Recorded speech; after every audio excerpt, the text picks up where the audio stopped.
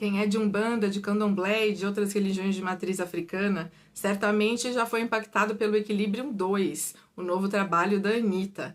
No seu audiovisual, que é uma obra de arte, um trecho específico fala sobre o Ori.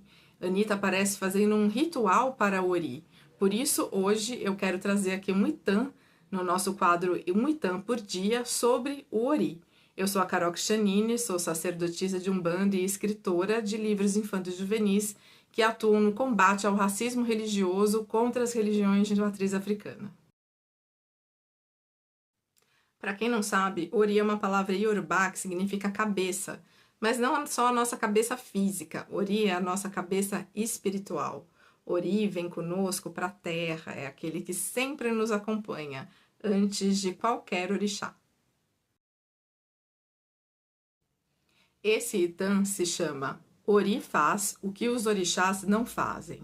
Ele é um pouco longo, mas eu faço questão de ler inteiro esse Itam para que a gente possa refletir juntos sobre a importância do Ori e fazer também a junção com aquilo que você certamente já viu em Equilibrium 2 da Anitta. Orunmilá reuniu todos os deuses em sua casa e lhes fez a seguinte pergunta: quem dentre os orixás pode acompanhar seu devoto numa longa viagem além dos mares e não voltar mais? Xangô respondeu que ele podia.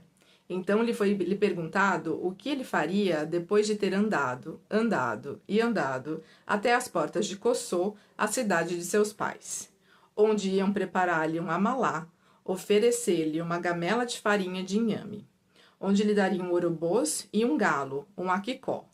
Xangô respondeu: depois de me fartar, retornarei à minha casa. Então foi dito a Xangô que ele não conseguiria acompanhar seu devoto numa viagem sem volta além dos mares. Aos que entravam pela porta e ali ficavam de pé, Ifá fez a pergunta: quem dentre os orixás pode acompanhar seu devoto numa longa viagem além dos mares e não voltar mais? Oiá respondeu que ela poderia. Foi-lhe perguntado o que ela faria depois de caminhar numa longa distância, caminhar e chegar à cidade de Irá, o lar de seus pais, onde lhe ofereceriam uma gorda cabra e lhe dariam um pote de cereal. Oiá respondeu: depois de comer até me satisfazer, voltarei para casa. E foi dito a Oiá que ela não poderia acompanhar seu devoto numa viagem sem volta além dos mares. A todos os orixás reunidos por Orunmilá, Ifá fez a seguinte pergunta: quem dentre os orixás pode acompanhar seu devoto numa longa viagem além dos mares e não voltar mais? Oxalá respondeu que ele poderia. Foi-lhe perguntado então o que ele faria depois de caminhar uma longa distância. Caminhar e chegar à cidade de Ifon, o lar dos seus pais, onde matariam 200 igbins, servidos com melão e vegetais. Oxalá respondeu: depois de comer até ficar saciado, voltarei para minha casa. Foi dito a Oxalá que ele não poderia acompanhar seu devoto numa viagem sem volta além dos mares. A todos os deuses reunidos por Orunmilá, Ifá fez a seguinte pergunta: quem dentre os orixás pode acompanhar seu devoto numa longa viagem além dos mares e não voltar mais? Exu respondeu que ele poderia acompanhar seu devoto numa viagem além dos mares e não mais voltar. Então foi-lhe perguntado: o que fará depois de caminhar uma longa distância, caminhar e chegar à cidade de Queto, o lar dos seus pais, e ali te derem um galo e grande quantidade de azeite de dendê e aguardente? Ele respondeu que, depois de se fartar, voltaria para sua casa. Foi dito a Exu: não poderias acompanhar teu devoto numa longa viagem além dos mares e não voltar. A todos os deuses reunidos por Orunmilá, Ifá fez a pergunta: quem dentre os orixás poderá acompanhar seu devoto numa longa viagem além dos mares e não voltar mais? Ogum disse que ele sim, poderia.